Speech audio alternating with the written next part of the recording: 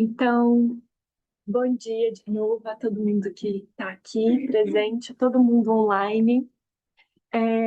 Sei que tem pessoas que estão pela primeira vez, então queria desejar as boas-vindas. Esse curso de arte islâmica é um curso de 8 aulas. A gente já fez duas, essa é a terceira. E antes de eu começar a terceira, eu gostaria só de recapitular um pouquinho o que a gente já viu até agora, e dizer também que se vocês tiverem alguma dúvida, alguma questão, é só pode me interromper, tá? Que a gente vai respondendo as perguntas na hora. Desconectou de novo, sim. E apareceu lá para trás. Peraí, gente. Deixa eu ligar aqui. Mas para ter que colocar aqui de novo, né? Oh, meu Deus. O que desconectou? Agora deu. Bom, e durante o filme vai acontecer isso. É. Bom, já resolveu aqui a tela, então eu vou recapitular rapidamente o que a gente viu nas primeiras aulas, né? A primeira aula foi uma introdução sobre arte islâmica, a gente tratou os principais conceitos do que se configura, onde que se situa a arte islâmica dentro do Islã, enquanto uma expressão de uma verdade sagrada, a expressão nesse mundo material de algo que é transcendente e toda a relação, né, que a gente vê entre beleza, verdade, foi o tema que a gente tratou na segunda aula. Como a arte pode ser essa ferramenta e pode ser mesmo o próprio caminho de conexão com Deus. Então, essas aulas estão gravadas. A primeira já está no YouTube, quem tiver interesse em assistir. A segunda, em breve, também estará. E, e a nossa aula hoje, a gente vai entrar é, especificamente agora nos estilos, nas formas de expressão dessa arte, e por isso a gente vai começar com a principal, mais importante e mãe de todas elas, que é a caligrafia. Tendo isso posto, eu preciso compartilhar aqui, não é? Para as pessoas do online, eu tenho que compartilhar, não é? É que você vai aparecer na Tá. sua tela, vai aparecer. Aí você põe tela cheia. Pode clicar na tela flechinha mesmo. Aí você escolhe. Ah, eu quero. Tem como compartilhar tudo? Tipo, toda a tela, isso. Porque eu vou trocar de tela depois. Aí você consegue tirar vai na saída. Ela sai sozinha. Isso aqui também, né? Bom, é, eu queria, né, antes da gente entrar propriamente, queria explicar qual que é o propósito da aula de hoje. Eu gostaria de trazer bem brevemente o que a gente entende da escrita árabe antes do Islã, antes da revelação corânica, como a revelação do Alcorão transforma totalmente o que se entende, a importância da língua árabe, como que isso foi historicamente sendo desenvolvido para o que a gente vai entender como uma forma de arte, né? Então, para isso, eu vou falar um pouquinho do que é a ciência das letras na tradição do Islã, a importância, né, dos simbolismos por trás das letras árabes, como que isso, né, se converteu não só numa forma de escrita, mas na própria materialização do verbo sagrado no mundo, e como que isso também se tornou a principal forma, né, ou a mais elevada forma de arte islâmica. Para a gente falar de todos os grandes calígrafos ou de todos os grandes estilos, etc., a gente precisaria de muitas aulas.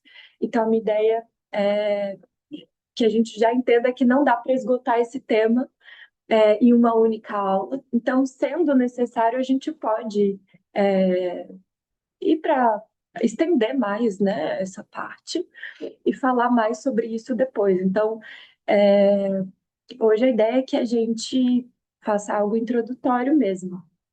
Então, tendo isso posto, eu trouxe aqui de um artigo em francês que fala sobre a origem e evolução da escrita árabe pré-islâmica. E aqui a gente tem é, alguns.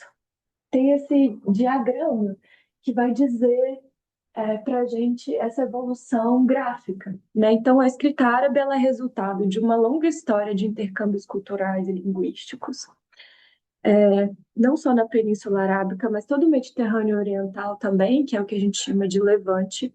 E sua evolução passou por diferentes tradições de escrita, né? Evidentemente que isso aqui não é necessariamente um consenso, a gente tem muitos estudos que vão falar de diferentes formas sobre isso, sobre essa origem do léxico, mas entendemos que a gente tem o Musnad Yemenita, que é uma das antigas escritas semíticas do sul, e também as do norte, que é a Lihyanita Talmud, que é safaítica, que é do norte da Península Arábica, que são essas. A primeira é do sul, as, as segunda e terceira do norte, e depois a Nabaeteia, né, que é derivada do aramaico, mas eu já vi pessoas, né, dizerem que isso não é necessariamente uma constatação historiográfica, até porque é muito difícil mapear isso com segurança, né, tendo em vista que a gente tinha parte do povo árabe nômade, a gente tinha muita dificuldade de conseguir, por causa do período histórico mesmo, de mapear exatamente, mas tudo indica, né, que o árabe ele vem, tal como a gente conhece, derivado das línguas semíticas. E esse desenvolvimento para chegar nesse último, ele foi ocorrendo de forma gradual entre os séculos IV e VI da Era Comum. Até aqui tudo bem? Pois bem, quando o profeta Muhammad sallallahu alaihi wasallam, através dele é revelado o Corão, e para quem não é muçulmano está assistindo a aula, né? O Islã, enquanto tradição religiosa, ele se inicia a partir da revelação do Alcorão através do profeta Muhammad pelo anjo Gabriel. Então, a palavra revelada, ela é uma continuação das tradições abraâmicas. Então, para os muçulmanos, o Islã ele não começa com o Alcorão, apesar de ter, né, a sua verdade divina atualizada através dele, mas se inicia com Adão, né? Então, a, com a Torá, né, e o Evangelho e enfim, a tradição abraâmica do judaísmo e do cristianismo.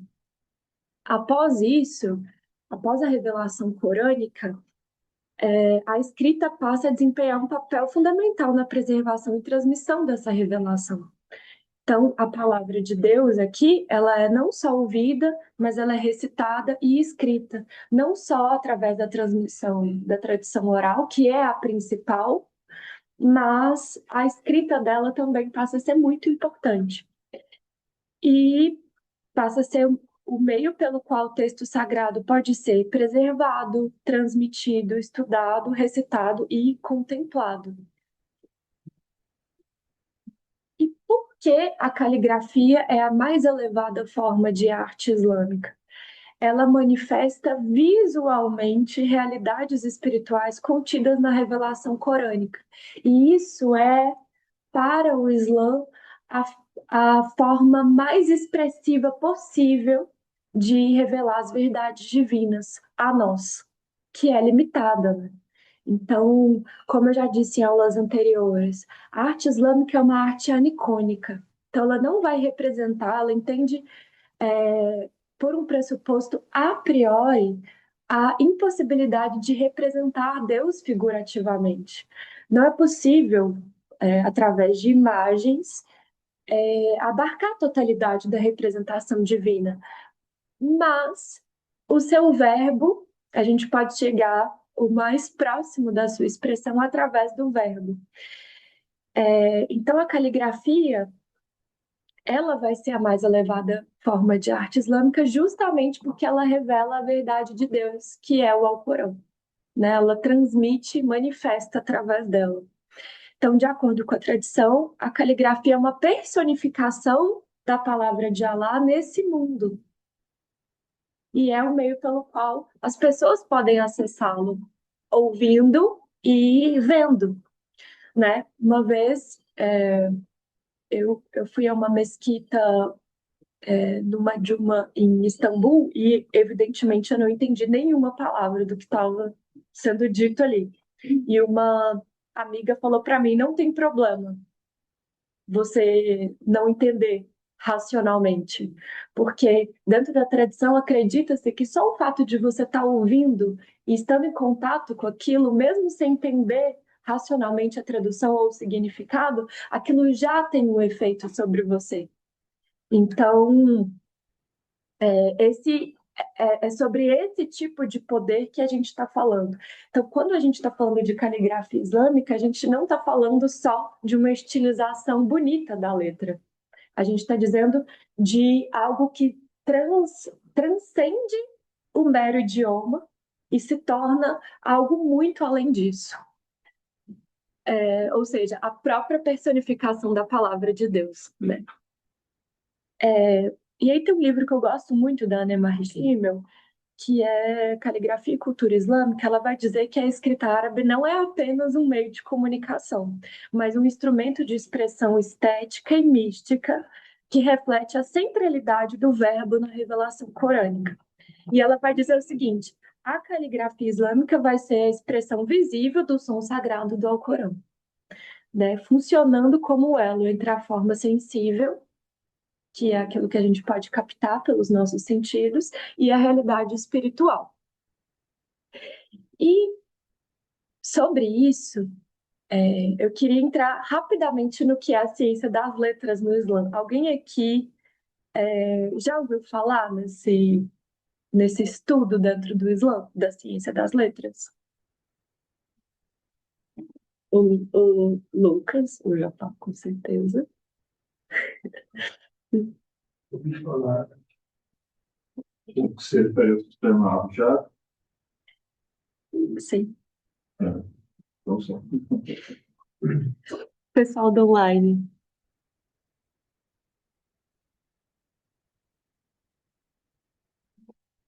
A ciência das letras, pessoal, é algo extremamente complexo e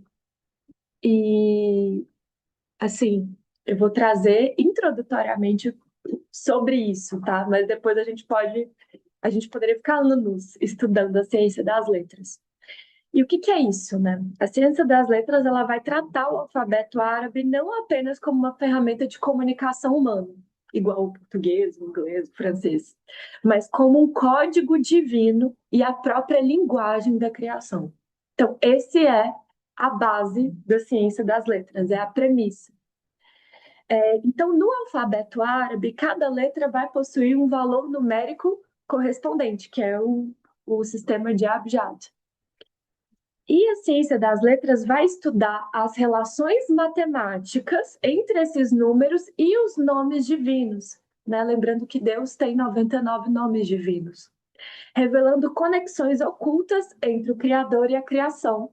Ou seja, nesse estudo entre a relação da letra com as palavras, evidentemente, e os números, se tem toda uma ciência matemática divina sobre a revelação. Então, cada uma das 28 letras do alfabeto árabe está ligada a elementos da natureza: fogo, terra, ar, água, e também a corpos celestes, como as fases da lua, os planetas e atributos específicos de Deus, né? Como misericórdia, a beleza, a justiça, a paz. E essa ciência, ela é usada de forma prática pelos muçulmanos, então não é algo que fica só no campo teórico. Então, quando os muçulmanos invocam os nomes de Deus, eles estão fazendo nada mais do que isso, trazendo para essa realidade, através da língua, uma realidade objetiva e sagrada. E também no zikr, né? Através da prática do zikr, que é a prática da recordação de Deus, em que se recita os nomes e atributos divinos, e também na própria evidente recitação do Alcorão, grandes mestres como Ibn Arabi, que é um grande estudioso das ciências das letras, ele vai dizer que essas letras elas são entidades espirituais vivas que ajudam a alma a ascender de volta à sua origem divina. Então, quando você invoca Al-Rahman, Al-Rahim, você não está só falando o clemente misericordioso, você está invocando nessa realidade a clemência de Deus e a misericórdia de Deus. Então, isso é uma forma muito mais elevada de linguagem do que simplesmente essa que a gente está se comunicando aqui. Tudo bem? E aí eu queria trazer uma citação do Hussein Nars, no livro Islamic Art and Spirituality, que ele diz o seguinte: a própria caligrafia também pode ser tida como uma manifestação visível dessa qualidade interna, representando de forma simbólica as realidades espirituais para os muçulmanos. Ele diz: cada letra tem uma personalidade própria e simboliza em sua forma visual uma qualidade divina particular, uma vez que as letras do alfabeto sagrado correspondem a características e qualidades de Deus, como o escriba divino.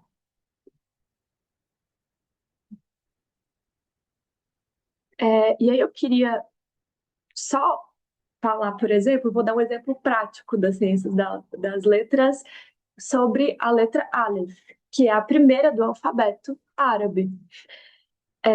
Então, tem uma ciência sobre cada uma delas. Então, o Aleph, que é a primeira letra do alfabeto, ele é símbolo máximo do Tawhid, que é a unidade absoluta de Deus.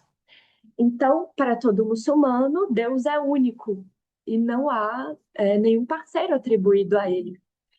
Então, o Aleph não é considerado apenas uma letra, mas a origem e o sustentáculo de todas as outras. Ibn Arabi, por exemplo, vai dizer que a partir do Aleph, você faz todas as outras letras seguintes, o Ba, o Ta, e isso mostra que, a partir de Deus, todas as outras coisas se derivam e se criam. Ao mesmo tempo, o Aleph, ele não se associa a outras letras. Então, ele está sempre só. Isso também mostra que Deus ele é maior e superior a todas as outras criações dele. Então, o Aleph é desenhado nessa linha vertical simples, que é essa primeira aqui, ó. Essa é a letra. E essa forma reta representa Deus em sua essência pura, isolado, imutável e autossuficiente. Morfologicamente, o Aleph é considerado uma letra muda por si só. Ele precisa de sinais ou de outras letras para emitir um som. Metafisicamente, isso significa que o Aleph é a realidade suprema que permanece oculta e silenciosa, mas sem a qual nenhuma outra forma ou som poderia existir.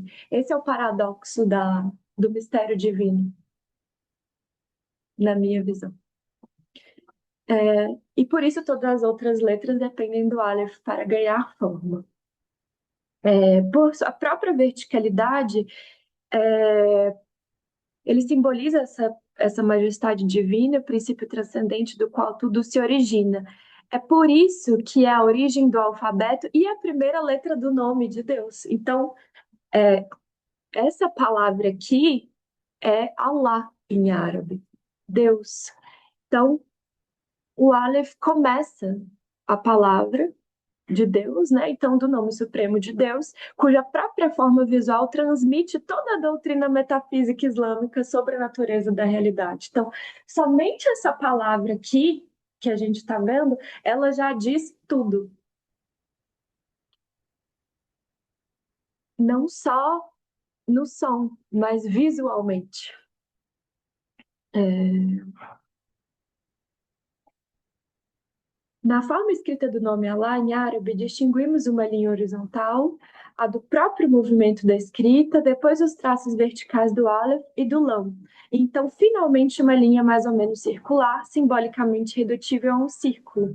Esses três elementos são como indicações de três dimensões: serenidade, que é horizontal e indiferenciada, como o deserto ou um manto de neve, majestade, que é vertical e imóvel como uma montanha, e mistério, que se estende em profundidade e se relaciona com a ipseidade divina e com a gnose. Isso de acordo com o Hussein Nafs, na análise dele sobre a, a, o nome de Allah e a letra A. E aí eu queria dizer de forma prática, como que isso entrou na vida de muitos muçulmanos, né? A palavra escrita como algo poderoso, de fato.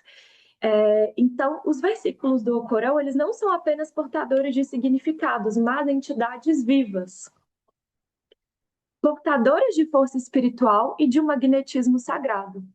Um dos maiores exemplos simbólicos da palavra sagrada são os talismãs islâmicos, muito presentes no Oriente Médio, na Ásia Central e no norte da África, que chegou para nós no Brasil através dos malês. Então, para quem já viu o filme ou sabe, né, um pouco dos malês, eles usavam cordão com uma bolsa de couro, muitas vezes, e versículos do Alcorão dentro, né, que se tornou os patuás depois para nós. E por que isso? Porque a palavra ela é talismânica, de acordo com essa crença. E não é só africana, a gente tem outras regiões do que a gente chama de Oriente Médio que também confeccionou amuletos, né? Então, o que que esses talismãs tinham? Versículos do Alcorão, os 99 nomes divinos, outros símbolos esotéricos com propósito de proteção, cura, orientação espiritual. Esse daqui é do século 7 ou 8 da Era Comum. É... Oi? Era Sura Ikhlas da Unicidade. Isso, essa é a Sura, obrigada. Essa é a Sura Ikhlas, que é a Sura que diz, nossa, Ele é lá, ele é o único. não há ninguém comparável a ele. Isso, todo mundo ouviu? O pessoal do online ouviu? Não sei bem baixinho. Kul Allahu Ahad, Allahu Samad, Lam Yalid wa Lam Yulad wa Lam Yakun Lahu Kufuwan Ahad. Traduz daí, para eu não vídeo. Então diz, né? Diga, proclame, ele é Deus o único, Deus o absoluto. Jamais gerou, jamais foi gerado. E não há ninguém ou não há nada comparável a ele. Sim, Né? A sura da sinceridade, da unicidade de Deus, né? obrigada. Chama sinceridade porque ela trata apenas de Allah. Ela não trata de nenhuma criatura. É uma expressão da sinceridade do coração que se volta unicamente para Allah. Sim, E só um detalhezinho, só uma curiosidade, vários talismãs contêm letras isoladas. sim, Tá? sim, Só pelo poder das letras, aquelas letras, o número delas, os nomes divinos relacionados a ela. sim. Então, os marabutos, líderes espirituais que também eram muitos mestres sufis, eles desempenharam um papel crucial na disseminação dessas práticas, confeccionando amuletos que combinavam textos sagrados com símbolos místicos para atender às necessidades espirituais e físicas da comunidade. Então, tinha a função de cura também, de curar doenças e etc. Tem uma obra só sobre amuletos e talismãs no norte da África e na Ásia Central, que diz o seguinte: eles refletem o pano de fundo sociocultural histórico em que emergiram e se desenvolveram como objetos de práticas religiosas, médicas e místicas para proteção contra o mal, doenças e etc. E aqui a gente tem uma caixa de amuletos do Egito, que, se eu não me engano, era usada por um príncipe. da época. E eu queria mostrar para vocês também que não é só talismãs dessa forma de colar, mas aqui no, na coleção de arte islâmica do Met, que é um museu de Nova York, que tem um acervo enorme sobre isso, tem esse anel, que também é um selo da data entre o século XV e XVI, que faz uma invocação a Ali, né? Então ela está espelhada, se eu não me engano, porque servia para selar as coisas, né? Enfim, deixa eu ver. E tem uma coisa que eu achei também interessantíssima de compartilhar com vocês, que é uma camisa talismânica que foi encontrada no norte da Índia, provavelmente na região da Caxemira, algo assim. E ela era usada por soldados e ela tem o Alcorão inteiro escrito nela. Então eu vou dar aqui um zoom para vocês verem essa camisa.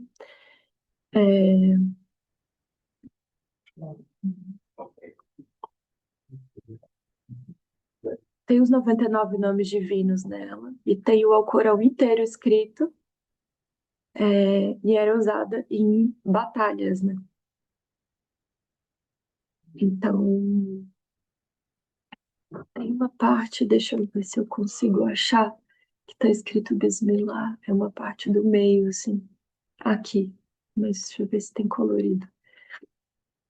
Então, essa parte aqui do meio, de acordo com a descrição do museu, está dizendo Bismillahirrahmanirrahim, mas eu não tenho certeza se é isso. Era para ter uma. الله خير حافظا وهو الرحمن الرحيم. Pode ser. É, Mas o começo é Allahu Khairun Hafiza. Isso aí é bom. Ele é o melhor dos protetores. então, eu particularmente acho esse material em específico incrível, né? Então, olha, eu traduzi aqui, ó. Acreditava-se que esta camisa possuía poderes protetores e possivelmente era usada sob a armadura em batalha. Sua superfície é decorada com quadrados pintados, medalhões e seções em formato de aba, com todo o Alcorão escrito em seu interior. E essas áreas são delimitadas pelos 99 nomes de Deus, escritos em ouro, sobre um fundo laranja.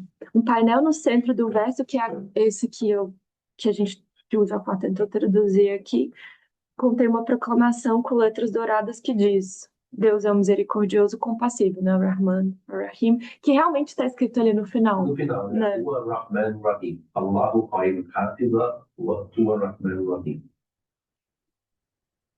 Bom, então acredito que para nós fica muito evidente que a caligrafia, a letra, essa palavra não é simplesmente um estilo para adornar os lugares como uma forma de escrita bonita, porque a palavra caligrafia vem do grego, que significa letra bonita, de fato. Então, é muito mais do que isso. Então, a utilização desses talismãs está intrinsecamente ligada à busca por proteção espiritual e bem-estar. Eles são vistos como meios de estabelecer uma conexão direta com o divino, funcionando como ferramentas para meditação, cura e orientação. Essa prática reflete uma compreensão em que a palavra cumpre um elo entre o físico e o metafísico, o material e o transcendente. Então, dentro das ciências da religião, a gente chamaria isso aqui de religião material, que é quando algo não é somente, não tem só uma função estética, ornamentativa, mas é sagrada por si só, né? Independente se as pessoas ou não enxergam dessa forma. Então, vou entrar aqui agora um pouco, não sei, eu acho que eu não vou conseguir ver tudo, se eu não me engano, pela hora que eu vi aqui, mas vamos tentar. Então, a caligrafia islâmica, ela vai se consolidar ao longo dos séculos como uma expressão visual de uma espiritualidade que vai buscar no belo, e como a gente já viu a beleza é muito importante dentro da tradição islâmica, o reflexo de Deus, né? Então, cada traço e curva representam essa tentativa de materializar a palavra sagrada e estabelecer esse elo, né?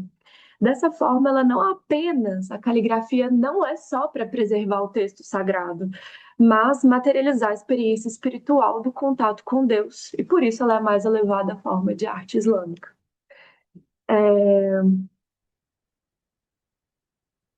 Isso eu já disse. Tá. Então, o florescimento da caligrafia é uma arte árabe, em princípio, depois ela vai se refinar e também se propagar na, na Pérsia, né? E no Império Otomano, e no Marrocos, no sul da Espanha, e etc. E vai refletir a alma dos muçulmanos, inicialmente entre árabes e depois entre persas e turcos, povos que dariam origem aos maiores mestres calígrafos nos séculos posteriores, à revelação enquanto palavra falada e ouvida de Deus. Assim, o florescimento da caligrafia foi um fenômeno diretamente ligado a essa resposta espiritual dos povos que formam a Umma, que é a comunidade do profeta, diante dessa presença marcante do verbo revelado no Corão. E, evidentemente, que a caligrafia ela não é só sobre o Alcorão, mas ela se deriva dele, tá? Então, a gente não pode dizer que a caligrafia islâmica ela é só sobre o Alcorão, mas é a fonte principal da qual vai se derivar todas as outras, né? A caligrafia, de acordo com Nas, ela é a arte básica da criação de pontos e linhas em uma variedade infinita de formas e ritmos que nunca deixam de trazer a lembrança divina do ato primordial da pena divina para aqueles que são capazes de contemplar em formas o traço do sem forma, o traço de Deus que não tem forma. É por isso que a gente pode dizer que a caligrafia é um zikr visual, né? Porque você lembra de Deus imediatamente através. O ato de traçar letras seguindo esses padrões rítmicos e geométricos precisos é compreendido como uma forma de meditação, em que a repetição dos traços espelha a busca pelo equilíbrio espiritual. Então, o calígrafo ou a calígrafa, ao escrever os versos, participa de um ato de devoção, permitindo que a beleza das formas sirva de ponte, né, entre essas duas esferas. E isso é evidente, assim. Quando eu entrevistei uma calígrafa, Aisha Holland, ela dizia que quando você vê pronto, parece que é algo super fácil de ser executado, mas é extremamente lento. Ela comparou ao Tai Chi, a prática de escrever caligrafia islâmica, porque é extremamente lento, extremamente consciente e você não pode errar, assim, mas você erra, né? Ela diz, a gente faz vários e vários rascunhos até chegar em algo na perfeição, assim, o mais próximo disso. E eu queria falar um pouco do estilo Kufi, que é que não é o primeiro necessariamente, mas é o primeiro estabelecido mais conhecido por nós, enquanto um estilo de caligrafia. Que é uma das mais antigas, e ele desempenha um papel fundamental na formação da estética visual e espiritual no Islã, né? Então, ele é originado na cidade de Kufa, por isso o estilo Kufi, que é uma cidade do atual Iraque por volta do século VII, e esse estilo ele se caracteriza por formas geométricas rigorosas, linhas retas e ângulos pronunciados, o que lhe confere uma aparência arquitetônica monumental. Tem um livro da Blair, Caligrafia Islâmica, que ela diz que, por sua clareza formal, o Kufi foi amplamente utilizado nas primeiras cópias manuscritas do Alcorão, antes mesmo das padronizações dos sinais diacríticos e das vogais. Então, isso que a gente está vendo aqui é uma das formas mais antigas. Essa aqui está dizendo, esse daqui, ó, só esse que eu consigo dizer, está escrito Allahu Akbar nesse. É, esse você consegue, Jafar? É muito difícil. É difícil, mas O Tabara, eu estudei Tabara, mas é tudo que eu estou conseguindo agora. então olha, aqui a gente tem esses padrões cúficos aqui também, né? Se a gente... Acho que agora coloco ele no discernimento. É isso aí. Né? É isso aqui? Eu não também. Olha lá. Caíra, aí onde ela está com Então,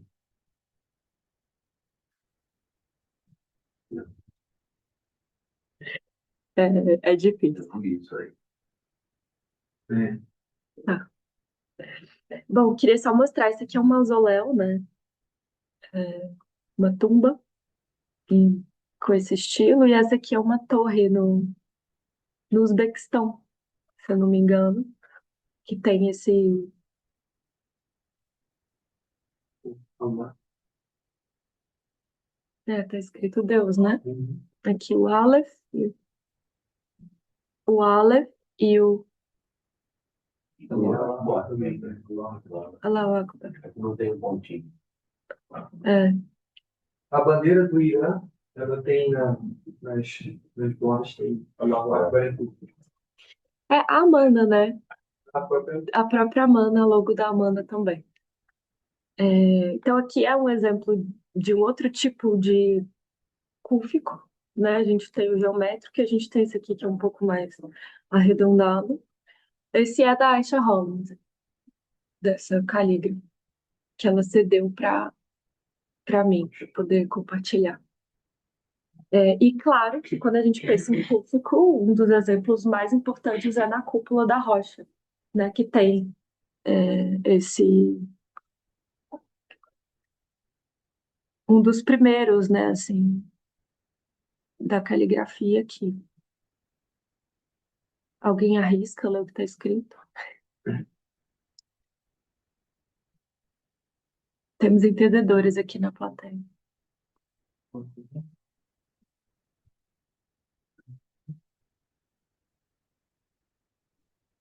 não é tão fácil. Não, Não. não mesmo. Belíssimo. Quanto tempo eu tenho, pessoal? Só para eu... Falta 11h25 ainda, 11h20. Vai, pelo menos 20 minutos. Tá, No mínimo. tá bom. E eu queria falar um pouco do Ibn Muqla, porque ele foi um dos principais, né, calígrafos, dos primeiros calígrafos que a gente tem na tradição islâmica. Ele é de Bagdá. Isso aqui é um manuscrito real, tá? Da época dele, um fragmento de um manuscrito. E ele foi o primeiro, né? Não, primeiro não, um dos primeiros, mas ele foi um proeminente calígrafo árabe oficial durante o Califado Abássida em Bagdá e é considerado um dos mais importantes calígrafos da história islâmica e desempenhou um papel significativo nesse desenvolvimento da escrita árabe. E ele é conhecido por duas coisas que são fantásticas e influenciaram toda a caligrafia depois, que o sistema de 6 escrituras e as regras de proporção das formas de cada letra em diferentes estilos de caligrafia árabe. Então, há primeiros estilos, né? Ele codificou 6 alfabetos que se tornaram a base para a prática da caligrafia futura. Dentre eles, os mais famosos é o Naskh e o Zuluf, que são esses dois primeiros, mas a gente tem esses outros também.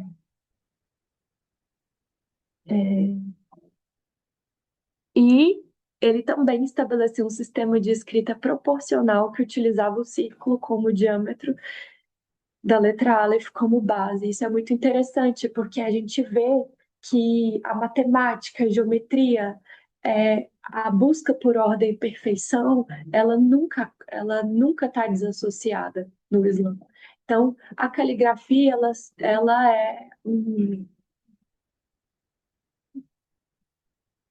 ela e a geometria estão extremamente interligadas. É impossível pensar uma fora da outra. Interessante ser o alien, né? A base. Sim, Volta para o que você falou no começo. Dele simbolizar o princípio. exato, da qual todos se derivam, né? E isso é usado até hoje. Então, quando a gente vê essas escritas, né, como por exemplo ali ou nessas outras que eu mostrei, parece que é uma coisa de inspiração ou que foi escrito de forma fluida, mas você vê que tem uma grande reflexão por trás, um grande raciocínio, né, de tudo tá exatamente perfeito e ordenado. É, E então, Nars também, esse Hussein Dars, ele também vai destacar a relação intrínseca entre a geometria e a caligrafia, observando que os padrões geométricos presentes na arte islâmica são expressões visuais da ordem cósmica, refletindo a unidade e a perfeição de Deus. Então, cada traço e curva vão representar essa realidade. Então, por isso, né, não é só um ato de escrever de forma bonita, mas uma prática espiritual que expressa reverência pela palavra divina, transformando o ato de escrever em um caminho de iluminação e transcendência para quem escreve e para quem contempla também. E eu queria só falar um pouquinho desses dois primeiros estilos aqui.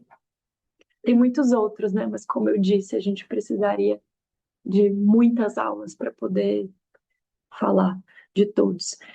Então, esse é o estilo Naskh, do período Abássida, né, que teve uma necessidade de consolidar novos estilos, porque o cúfico, como a gente viu, é difícil de entender, é difícil de ler. Então, era preciso não só escrever documentos, mas escrever o Alcorão e etc. Então, precisou-se de um estilo de escrita legível, de fácil acesso. Então, o Naqsh, ele vem nessa ideia de ser legível, de ser limpo, né, para chegar para todas as pessoas. Então, eles têm esses traços mais arredondados e fluidos, sendo esse modelo para transcrição do Alcorão. Essa moldura aqui é de uma arte turca clássica que se chama Ebru, que é uma arte milenar da Turquia sobre sobre tinta e água, né? Ela é feita na água, depois você coloca o papel e sai esse padrão. Inclusive, a gente vai ter workshop de Ebru, se Deus quiser, mais pra frente, com a Betô. É bom.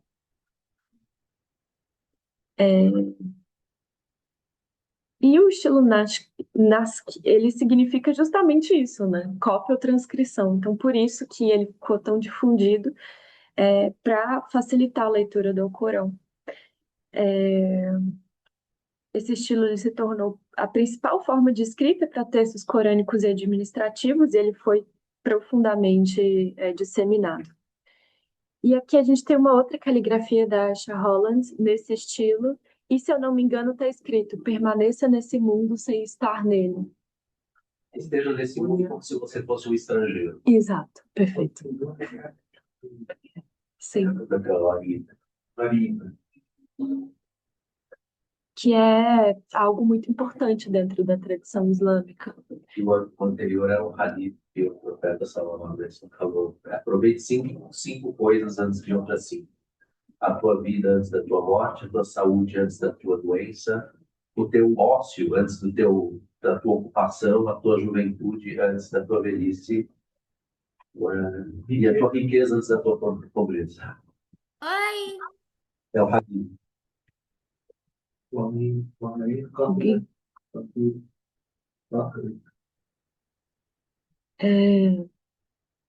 E o Toulouse, ele também ele já tem proporções mais alongadas, né? Verticais.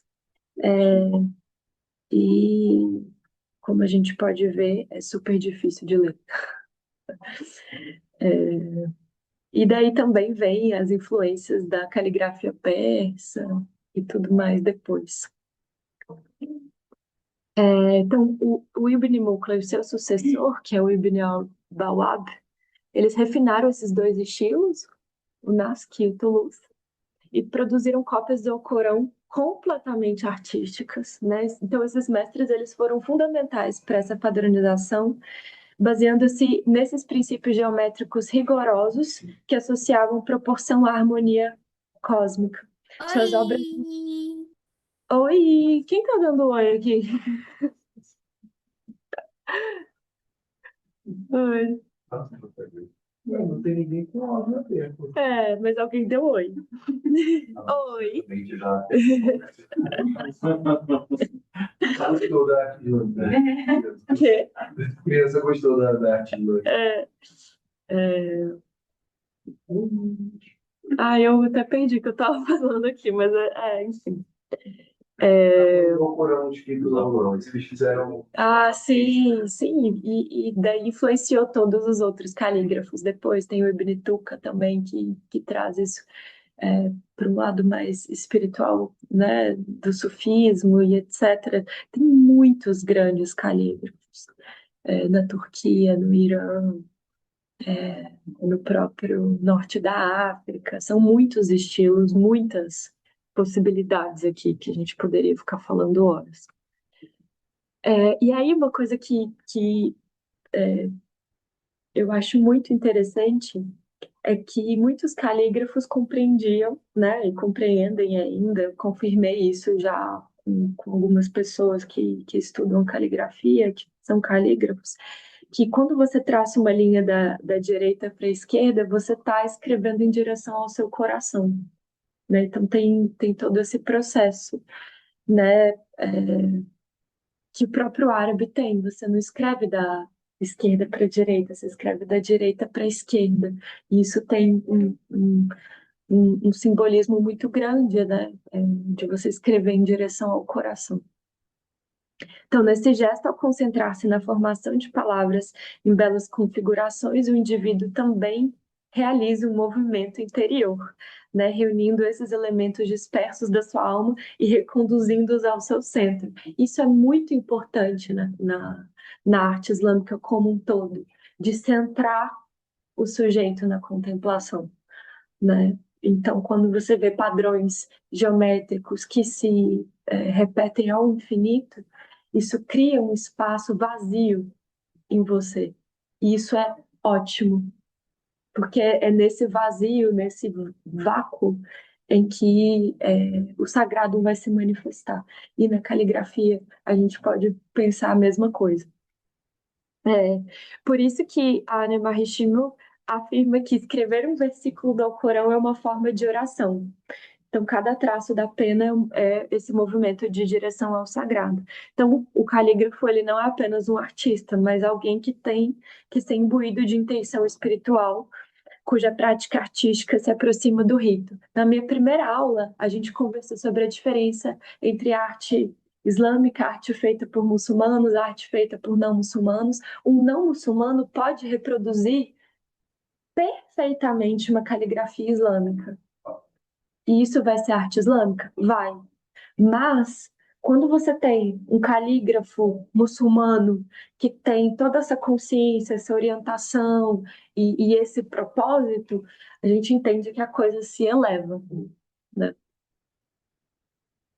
Então, a presença divina inerente ao texto sagrado vai encontrar na caligrafia a sua manifestação visível, permitindo ao crente adentrar esse mistério e ser permeado por ele de acordo com o seu grau de percepção espiritual. Então, a gente sempre diz isso também, né? Que a arte islâmica é uma realidade objetiva, mas cabe ao coração, ao nível de consciência de quem também está contemplando. Então, por isso que a gente entender mais profundamente, mesmo que racionalmente, igual a gente está fazendo aqui, nos ajuda a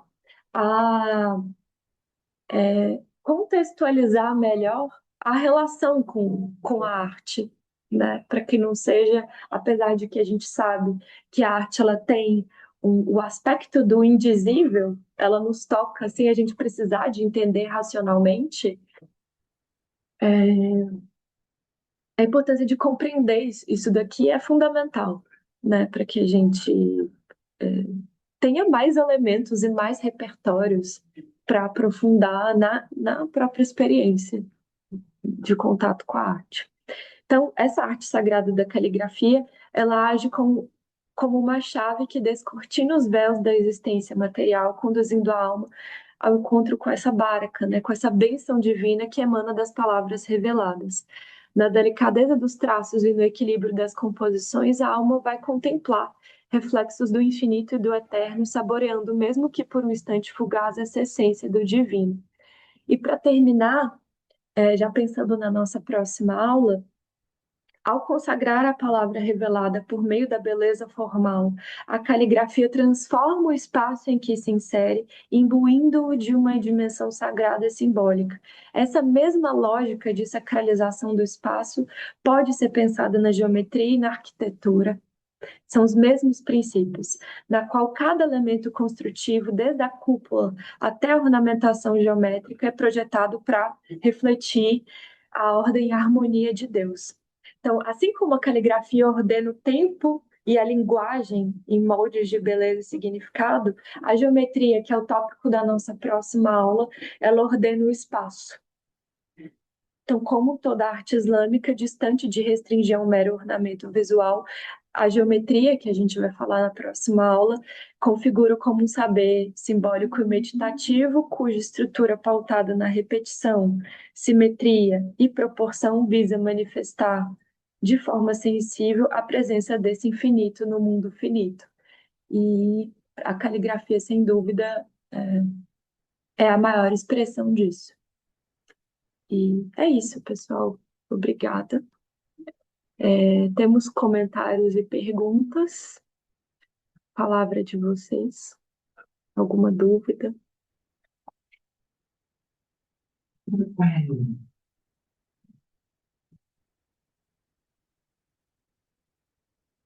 Todo mundo entendeu tudo, então. Tenta ler já. Já está sabendo ler tudo. Já está sabendo ler. É,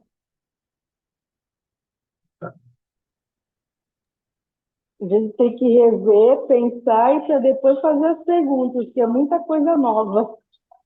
oi, perdão, quem que disse? A gente tem que rever, procurar entender e depois fazer a pergunta, porque é muita informação nova. Ah, sim. Perfeito. Vocês entenderam o que ela disse? Muita coisa nova. Muita coisa nova. Tem que pensar mais. Tem que pensar mais, até claro. fazer uma pergunta. As aulas é sempre esse horário. A minha, sim, uma vez por mês, último sábado do mês, 10h30 da manhã. E vai ficar disponível. E vai ficar disponível no YouTube. Tchau. Vai ter um material para gente depois, Sim, eu ia a dizer gente isso. poder Eu tenho imprimir, algum. ou se tem uma mana poder pegar, para a gente estar revendo, junto com coisas que você não consegue falar, né? Sim, claro, com certeza. Eu vou disponibilizar esse material de hoje e eu tenho várias referências que eu posso colocar no grupo em PDF. Infelizmente, a maioria está em outro idioma. Mas, em breve, né, a gente vai poder ter traduções em português, isso tudo. Inxalá. Mas eu tenho alguns materiais, eu vou preparar, tá? E obrigada pela fala, professora. Ah, obrigada, Sara. Seja bem-vinda. Pode deixar, eu vou colocar a leitura assim. Tem muita coisa, gente. Isso foi só a pontinha da pontinha da pontinha do iceberg. Oi? Não, quando vejo a hora de chegar nas aulas de arquitetura, aquelas obras de Marquezine.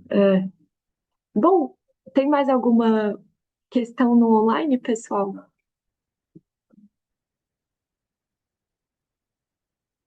Ah, eu que agradeço, Bia. Obrigada também. Pessoal, então, eu vou encerrando o online por aqui e agradeço a participação de todos vocês. A primeira aula, quem não assistiu, tá no YouTube, no canal da Amanda, e a segunda aula vai em breve, e a terceira também, em breve. É, tá bom? Um abraço para vocês e muito obrigada.